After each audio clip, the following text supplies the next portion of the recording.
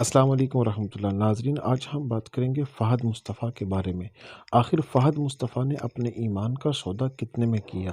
وہ فہد مصطفیٰ جو پاکستانی چینلز پر بیٹھ کر پاکستانی عوام کے درمیان، مسلمانوں کے درمیان بیٹھ کر ایک شو کرتا ہے اور عوام کے اندر وہ بڑا مقبول ہے، مگر ہماری بھولی بالی عوام یہ بات نہیں سمجھ پا رہی کہ آخر اس شخص نے اتنا بڑا فیصلہ کیسے کر لیا کہ جب پوری پاکستان کی عوام بلکہ پورے مسلمان نے جو ہے وہ لو کمپنی کا بائیکاٹ کیا، تو اب اس فہد مصطفیٰ نے کس کے کہنے پر اپنا ایمان بیچا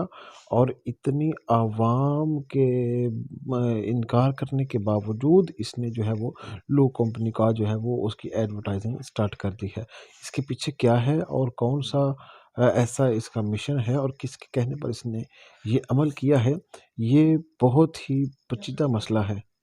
ہم نے اس کا یہ کارنامہ پوری عوام کے سامنے رکھنا ہے اور عوام تک یہ بات پہنچانی ہے تاکہ عوام اس کے مکرو چہرے کو پہچان سکے اور اسے جان سکے کہ یہ کتنا بدبخت انسان ہے کہ جب ناموس رسالت کی وجہ سے تمام مسلمانوں نے لو کمپنی کا بائیکاٹ کیا، تو اس شخص نے اپنے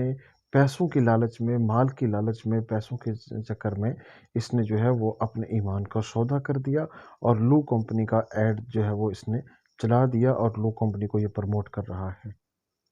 آپ تمام احباب کا فرض بنتا ہے کہ آپ اس ویڈیو کو زیادہ سے زیادہ شیئر کرتے جائیں۔